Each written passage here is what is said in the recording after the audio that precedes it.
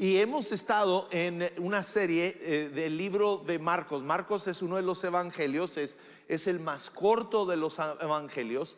Y es así rápido: Jesús sanando, Jesús liberando. Y hoy nos encontramos en el capítulo 15. La semana pasada vimos cuando arrestaron a Jesús. Judas lo entrega por 30 piezas de plata y arrestan a Jesús. Y aquí es donde empieza la historia, ¿verdad? Dice Marcos 15:1: muy temprano por la mañana los principales sacerdotes, los ancianos y los maestros de la ley religiosa, todo el concilio supremo, se reunieron para hablar del próximo paso. Ataron a Jesús y se lo llevaron y lo entregaron a Pilato, el gobernador romano. Ahora, ¿por qué es que los judíos toman a Jesús y luego lo entregan a los romanos? Porque legalmente ellos no tenían la facultad de quitarle la vida a Jesús. Y ellos odiaban tanto a Jesús que querían verlo muerto, querían verlo crucificado. Y los únicos que lo podían hacer eran los romanos. Entonces, por esa razón lo toman los judíos y lo entregan. Ahora, Pilato empieza a averiguar, ¿verdad?, quién es este hombre, porque está aquí, y le preguntó a Jesús: ¿eres tú el rey de los judíos? Tú lo has dicho, contestó Jesús. Ahora, la acusación que le trajeron a Pilato no era la acusación por la cual ellos lo querían matar. Vimos la semana pasada. Lo que los enfureció era cuando él declaró no que era rey, sino que era Dios. Jesús declara que Él es Dios. Pero ellos no le quieren decir eso a Pilato, porque dicen: Pilato se va a burlar de nosotros. Pilato va a decir: bueno, pues nosotros tenemos un montón de dioses, uno más, ¿verdad? No pasa nada. Entonces lo acusan de declarar que Él es rey. Y esa es una afrenta directamente al gobierno de Roma. Dice: entonces los principales sacerdotes siguieron acusándolo de muchos delitos. Y Pilato le preguntó: ¿no vas a contestarles? ¿Qué me dices de las acusaciones que presentan en tu contra? Entonces, para sorpresa de Pilato, Jesús no dijo nada. Pilato estaba impuesto de tener gente que acusaba que vinieran delante de él. Y todos, ¿verdad?, siempre proclamaban su inocencia, proclamaban, ¿verdad?, la razón por la cual había sucedido el crimen. Pero aquí Jesús no dice nada. Él no trata de defenderse delante de Pilato.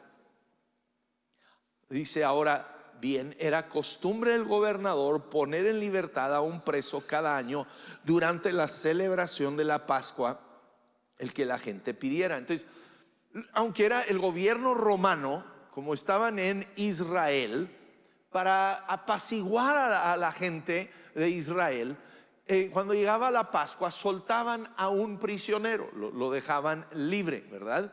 Y nos dice, uno de los presos en ese tiempo era Barrabás, un revolucionario que había cometido un asesinato durante un levantamiento. Y la multitud acudía a Pilato y le pedía que soltara a un preso como era la costumbre. Entonces Pilato les pregunta: ¿quieren que les dejen libertad a este rey de los judíos? ¿Sí? Porque ves, él sabía la razón que lo traen. No hay ninguna justificación. No hay ninguna justificación por tenerlo en la prisión. No hay ninguna justificación por una crucifixión. Este hombre no ha hecho nada. Estos judíos le tienen envidia. Y entonces él está viendo cómo soltar a Barrabás en lugar de a Jesús. Sin embargo, en ese momento los principales sacerdotes incitaron a la multitud para que exigiera la libertad de Barrabás en lugar de Jesús. Y Pilato les preguntó: entonces, ¿qué hago con este hombre al que ustedes llaman rey de los judíos? Crucifíquenlo, le contestaron a gritos. ¿Pero por qué insistió Pilato? ¿Qué crimen ha cometido? Nosotros sabemos que Jesús, nacido de la Virgen María, es el Hijo de Dios y Él vive como un ser humano aquí en esta tierra. Dice la Biblia que fue tentado en todo, igual que tú y yo. Él enfrentó las tentaciones, pero nos dice que Él vivió sin pecado. No había ningún pecado en Jesús. No había nada de cual lo podían acusar. ¿Sí? Entonces Pilato mismo está diciendo, pero bueno, ¿y en base a qué vamos a crucificar a este hombre? Ahora, el mundo lo odiaba, los religiosos lo odiaban. ¿Por qué? Porque las palabras que él hablaba, la verdad que él hablaba, los confrontaba con su pecado, los confrontaba, ¿verdad?, con su hipocresía. Y hoy en día el mundo odia a Jesucristo y nos van a odiar a nosotros. No debemos de extrañarnos cuando el mundo nos odie, porque ellos van a odiar esta palabra de Dios y los principios que hay en esta palabra. Van a proclamar que esta palabra es homofóbica, que esta palabra de Dios, ¿verdad?, es anticuada, que no es actual. Pero esta palabra de Dios es verdad. Y ves, esta palabra de Dios nos confronta con nuestro pecado, y es lo que la humanidad no quiere. Juan 3:19 es Jesús hablando. Él dijo, la luz vino al mundo. Está hablando de él mismo. Dice, pero la humanidad prefirió las tinieblas a la luz, porque sus hechos eran perversos. Pues todo el que hace lo malo aborrece la luz y no se acerca a ella, por temor a que sus obras queden al descubierto. Entonces hoy en día el mundo no quiere saber la verdad. El mundo no quiere saber que lo que están haciendo es pecado. Quieren poder sentirse como que todo se vale, todo está bien, no hay nada de malo. Pero la realidad es que vamos a pararnos delante de Dios y ser juzgados, no en base a lo que la cultura dice, sino en base a lo que la palabra de Dios dice. Ahora, dice, entonces Pilato, para calmar a la multitud, dejó a Barrabás en libertad. Escúchame, en esta historia tú y yo somos Barrabás, porque tú y yo sí somos culpables de haber pecado contra Dios.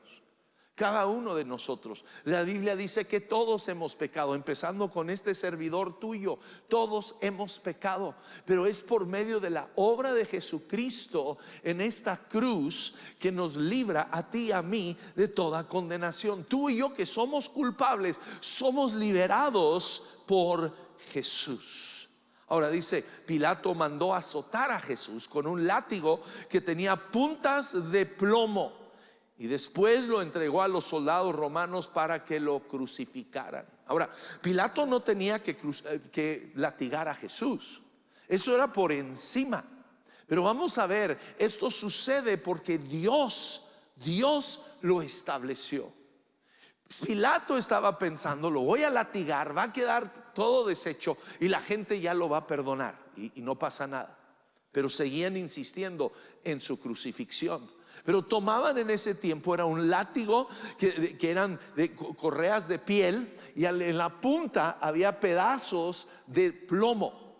Y entonces cuando daban el latigazo, esos pedazos de plomo se encajaban en la carne, y cuando el soldado jalaba de nuevo la correa, se llevaba la misma piel de la espalda del hombre que estaban golpeando. Y Jesús sufrió esto por ti y por mí. En Isaías 53:5 dice, Él fue traspasado por nuestras rebeliones, molido por nuestras iniquidades. Sobre Él recayó el castigo, precio de nuestra paz, y gracias a sus heridas fuimos sanados. ¿Ves? Cuando Adán y Eva en el huerto del Edén pecan, trastornó a la humanidad, trastornó a la naturaleza misma. De repente en este mundo que era perfecto, de repente hay enfermedad, hay maldición, hay todo tipo de dolores y de sufrimiento y pobreza y escasez, todo por el pecado. Entonces Jesús toma sobre sí mismo esa maldición que el pecado había traído a nuestras vidas. Y dice, y los soldados, ya después de haberlo golpeado, tomaron a Jesús al patio del cuartel general del gobernador y llamaron a todo el régimen y lo vistieron con un manto púrpura y armaron una corona con ramas de espina y se la pusieron en la cabeza. Y entonces lo saludaban y se mofaban: viva el rey de los judíos. Y lo golpeaban en la cabeza con una caña de junco, le escupían, se ponían de rodillas para adorarlo burlonamente. Cuando al fin se cansaron de hacerle burla, le quitaron el manto púrpura y volvieron a ponerle su propia ropa. Luego lo llevaron para crucificarlo. Estos hombres eran hombres de guerra, hombres sangrientos, y se estaban burlando de Jesús, este supuesto rey de los judíos. Y le arrancan las barbas, dice la escritura. Le ponen esa corona de espinos en la cabeza y luego con un palo se lo encajan. Esto después de haberle dado, los judíos solo permitían que le dieran 39 latigazos, porque con el 40 morían. No sabemos si los romanos le dieron solo 39 o más, pero queda totalmente destrozado. Nos dice la escritura, muchos, es Isaías 52:14, se asombraron de él, pues tenía desfigurado el semblante, nada de humano tenía su aspecto. Cuando terminaron con él ese día y tú lo veías, tú no sabías que estabas viendo a un ser humano. Estaba tan deshecho su cara, su espalda, su costado, todo parecía nomás una masa de carne expuesta. Así dejaron a Jesús. Ahora quedó tan debilitado que no podía cargar la cruz. Los prisioneros en ese tiempo cargaban su propia cruz en un desfile que les llevaban por toda la ciudad para que la gente los viera y los insultara y les escupieran. Y Jesús estaba tan débil que no podía cargar su cruz después de lo brutal que lo habían maltratado. Entonces dice, un hombre llamado Simón que pasaba por allí, pero era de Cirene, venía del campo justo en ese momento, y los soldados lo obligaron a que llevara la cruz de Jesús. Él venía del campo, no era de Jerusalén. Viene entrando a la ciudad y lo agarran los soldados y lo obligan a cargar la cruz. Él no lo hizo porque quería ayudar a Jesús. Él no lo hizo por amor a Jesús. Era algo obligado. Saben, muchas veces nosotros hacemos cosas bajo una obligación religiosa, pero de nada nos sirve. Tú y yo debemos de vivir para Jesús en base a nuestro amor por Él y no en base a una obligación religiosa. Dice, le ofrecieron vino mezclado con mirra, pero él lo rechazó. Le estaban ofreciendo un analgésico, le estaban ofreciendo algo que le iba a traer alivio al dolor, pero él lo rechazó porque iba a sufrir lo que tú y yo debiéramos de sufrir por nuestro pecado. Dice, después los soldados lo clavaron en la cruz, dividieron su ropa, le tiraron los dados, para ver quién se quedaba con cada prenda. Eran las 9 de la mañana cuando lo crucificaron, y un letrero anunciaba el cargo en su contra, decía: el rey de los judíos. Y con él crucificaron a 2 revolucionarios, uno a su derecha y otro a su izquierda. La crucifixión no lo inventaron los romanos, pero ellos lo habían perfeccionado. Era una muerte dolorosa, era una muerte larga, podían durar días allí colgando en la cruz. Los clavaban desnudos allí en la cruz para una vergüenza, ¿verdad?, pública, y luego terminaban mayormente muriendo de asfixiación. Porque colgado ahí en la cruz se cansaban sus piernas y se dejaban colgar. Y cuando se dejaban colgar no podían respirar. Entonces cuando agarraban algo de fuerza o desesperación, se levantaban, pero obviamente era un dolor intenso porque sus pies estaban clavados. Se levantaban para agarrar un aire y volver a caer. Y esto podía durar por días.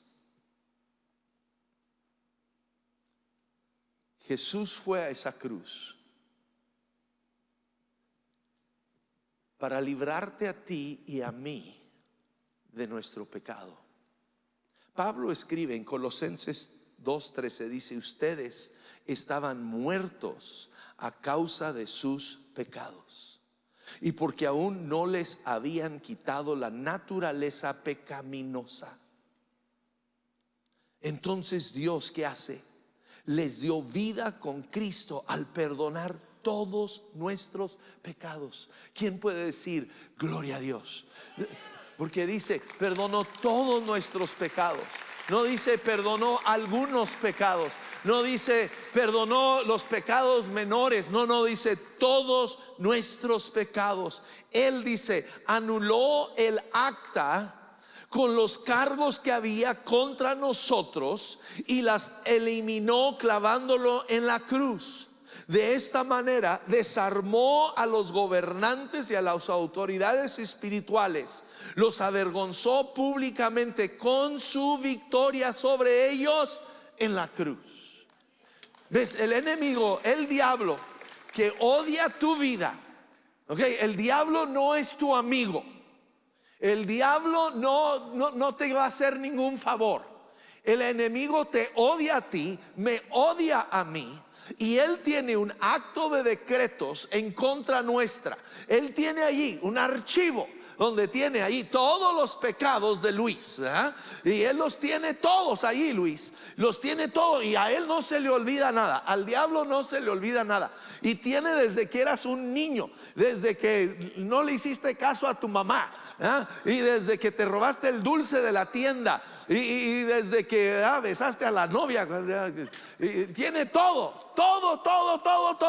lo tiene en nuestra contra. Pero ¿qué nos dice aquí? Escúchame, tenemos que entender la belleza de la cruz, porque la cruz era un instrumento de muerte, de tortura. Ningún judío cargaba sobre sí una cruz, como nosotros en veces como lo cargamos como si fuera joyería.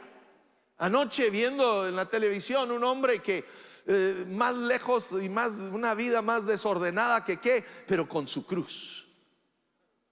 ¿Cuántos traemos nuestra cruz pero vivimos como el diablo mismo? Pero bueno, eso es otro asunto. Pero Jesús, ¿qué hace cuando lo clavan en esa cruz? Escúchame, Él tomó esta acta, este decreto que el diablo tiene en tu contra, con todas tus fallas, con todos tus pecados, todo lo que has pensado que ni siquiera te has atrevido a decirlo, todo lo que hiciste en oculto, en la oscuridad, que pensaste que nadie vio, el diablo lo vio y él lo tiene apuntado. Y él le dice a Dios: mira Dios, mira lo que hizo Luis, mira aquí Luis, ¿cómo es que lo vas a perdonar? ¿Cómo es que lo vas a justificar? Y Jesús dice: yo tomo su culpa, yo tomo su condena. Y dice: y lo clavé en esa cruz. Él lo toma y él clava. Bueno, él es mejor carpintero que yo.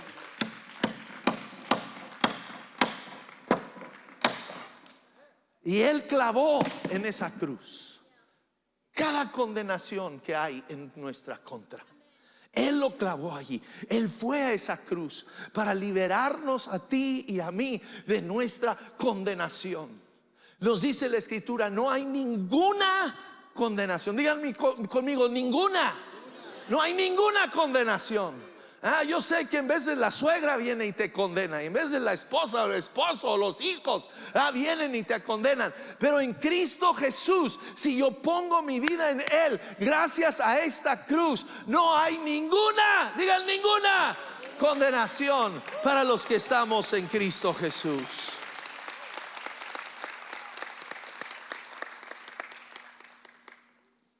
En esa cruz no solo estaba Jesús, A su derecha y a su izquierda había dos otros criminales, hombres asesinos.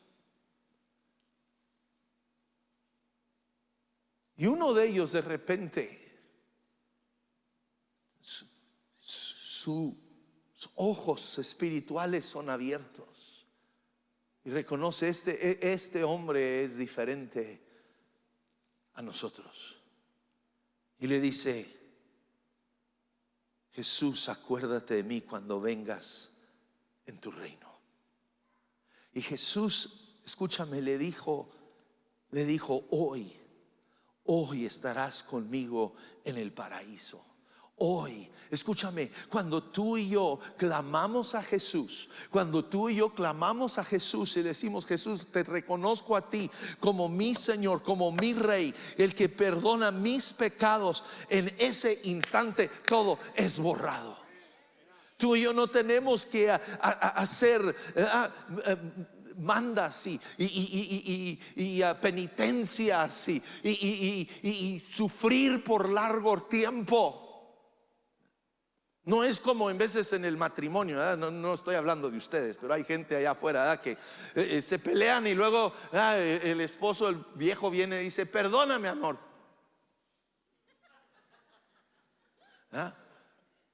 Y puede pasar una semana, un mes, un año y todavía.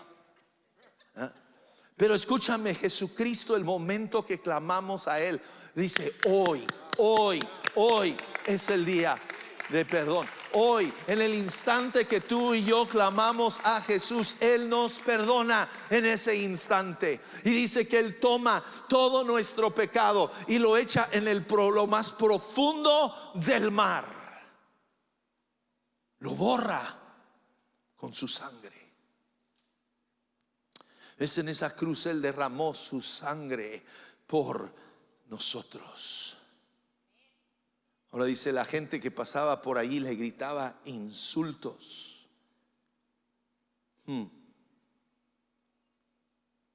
Y se burlaban de Él. Pero en medio de su agonía, en medio de esos insultos que escuchaba, esas maldiciones que le decían, Jesús declaró lo siguiente, dijo: Padre, perdónalos, porque no saben lo que hacen. Y Jesús el día de hoy sigue pidiéndole al Padre que nos perdone a ti y a mí cada vez que pecamos en contra de Él, cada vez que tú y yo le damos la espalda a Dios, cada vez que tú y yo insultamos a Dios con nuestras palabras, con nuestras acciones. Jesús pide al Padre que seamos perdonados. La cruz es el lugar donde tú y yo encontramos el perdón de Dios.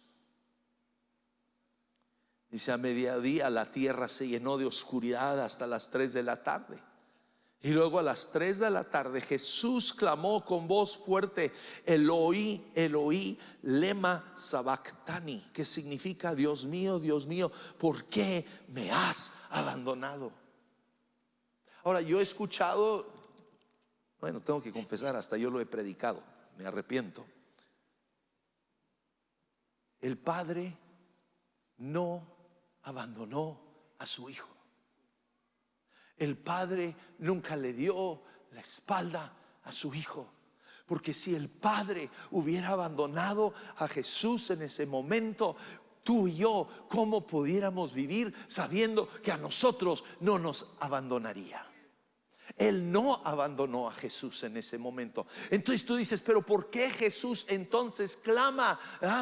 Mi Dios, ¿por qué me has abandonado? Porque Él, como un buen rabí, un buen maestro, estaba dirigiendo a sus discípulos a un salmo. Los estaba dirigiendo. Él les había enseñado a través de la vida que había caminado con ellos, y los estaba dirigiendo a un lugar donde iban a encontrar esperanza. Porque si nos vamos al Salmo 22, el Salmo 22, escrito por el rey David cientos de años antes de que Jesús viniera a esta tierra: Dios mío, ¿por qué me has abandonado? Y Jesús quería llevarlos a este capítulo, quería llevarlos a este pasaje. Oh, porque en este pasaje Él empieza a hablar de lo que va a vivir y empieza a hablar de la victoria que Él va a tener. Dice: nuestros antepasados confiaron en ti y los rescataste, clamaron a ti y los salvaste, confiaron en ti y nunca fueron avergonzados. Jesús está declarándole a sus discípulos: aunque te encuentres en una cruz, aunque te encuentres siendo torturado por tu fe, rechazado por tu familia y por la sociedad, nunca serás avergonzado al confiar en mí. Nunca seremos avergonzados. Dice: han atravesado mis manos y mis pies.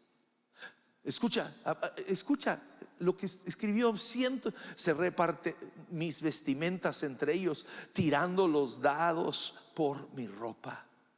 Tú eres mi fuerza, ven pronto en mi auxilio, sálvame de la espada, libra mi preciosa vida de estos perros. Anunciaré tu nombre a mis hermanos entre tu pueblo reunido, te alabaré. Alaben al Señor todos los que le temen, honrenlo, descendientes de Jacob, muestren reverencia, descendientes de Israel. Y luego dice: teniendo en menos el sufrimiento de los necesitados, no les dio la espalda. Dios nunca le dio la espalda a su Hijo Jesús, y Él nunca nos dará a ti y a mí la espalda. Dice: te alabaré en la gran asamblea, cumpliré mis promesas en presencia de los que te adoran. Todos los que buscan al Señor lo alabarán, se alegrarán el corazón con gozo eterno. Toda la tierra reconocerá al Señor y regresará a Él. Todas las familias de las naciones se inclinarán ante Él.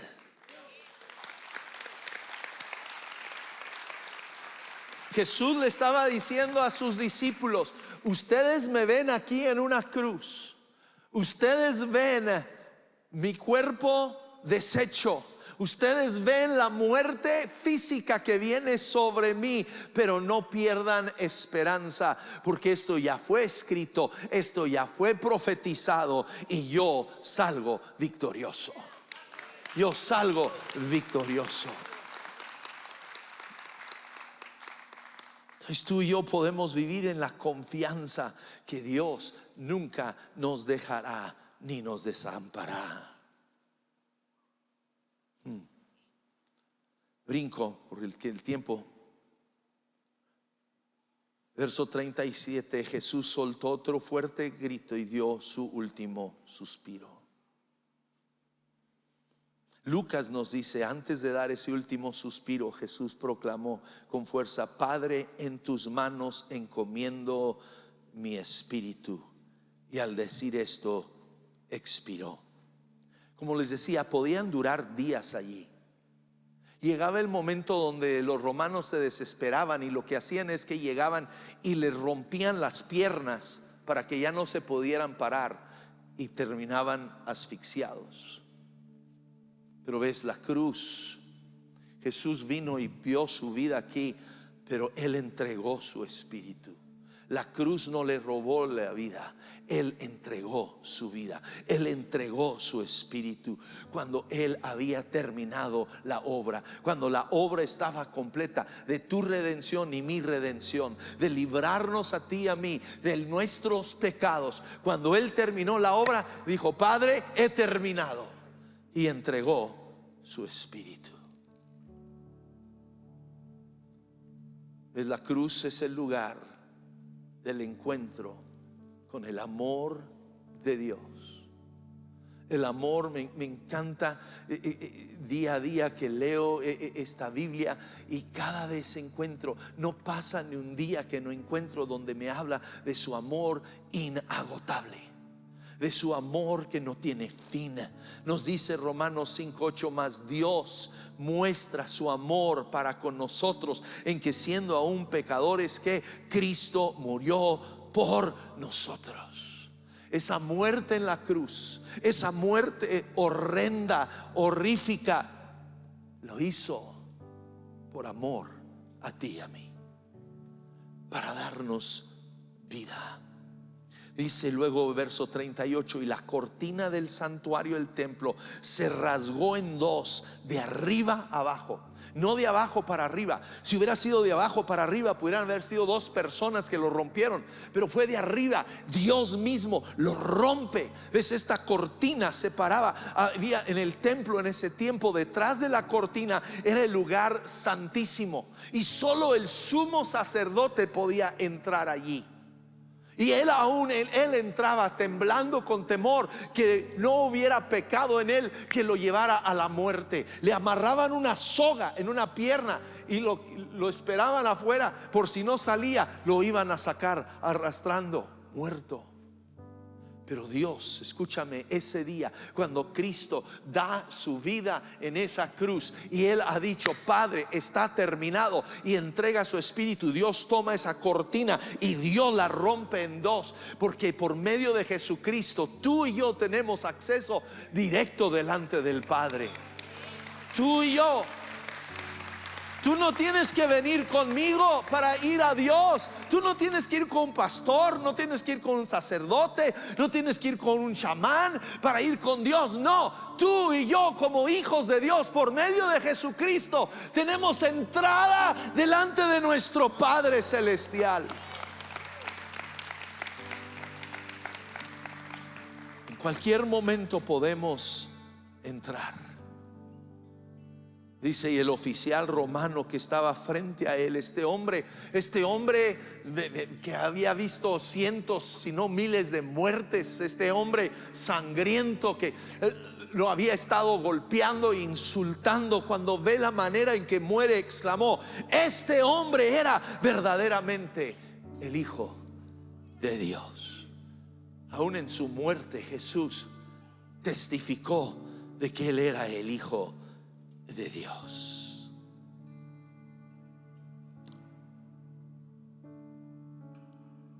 ¿Ves? La cruz es el punto del perdón de Dios. La cruz es el punto del amor de Dios. La cruz es el lugar donde mi culpa y tu culpa es cancelada ante Dios. La cruz es el lugar donde tú y yo tenemos entrada delante del Padre Celestial. Pero ves, no es suficiente solo cargar una cruz. No es suficiente ponerme una cruz en el cuello, colgar una cruz en mi casa. No, yo tengo que vivir la cruz. Yo tengo que vivirlo, porque ves, la cruz también es el punto de responsabilidad donde tú y yo tenemos con Dios. Jesús colgado en esa cruz, Él mira, y en medio de su dolor y agonía, Él ve a María, su madre, y ve a Juan, el discípulo, y le dice a Juan, Juan, es aquí tu madre. Y Juan, a partir de ese día, dice que se llevó a María a su casa y él se hizo responsable por ella. Escúchame, amigo, amiga, esa declaración de Jesús no era solo para él. Tú y yo, al dar nuestra vida a Jesucristo, al recibir los beneficios de la cruz, viene una responsabilidad sobre nuestra vida. Tú y yo tenemos que vivir conforme a la cruz. Yo tengo que vivir la cruz. Jesús mismo declaró: el que no toma su cruz y sigue en pos de mí no es digno de mí. Tú y yo tenemos que vivir la vida de la cruz. Yo tengo que aprender a morir a mí mismo, a morir a mis anhelos y a mis deseos por la cruz de Jesucristo. Yo tengo que aprender en mi trabajo a reflejar la cruz de Jesucristo. No puedo ser un santito aquí el domingo y un diablito el lunes en el trabajo. Yo no puedo ser un santito aquí enfrente de mis amigos en la iglesia y un diablo en mi casa. Yo tengo que portar esa cruz. Lo que Él ha hecho por mí trae una responsabilidad a mi vida, de vivirlo todos los días de mi vida. en cada lugar.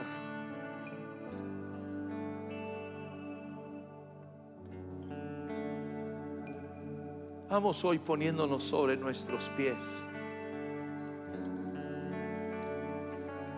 y vamos a cantar. Han escogido una canción tan buena, tan apropiada. Cuán hermosa es la cruz. Y vamos juntos, vamos cantando de lo bello que es la cruz de Jesús. Este instrumento de muerte y tortura es bello. ¿Por qué? Porque es el lugar de vida para ti y para mí.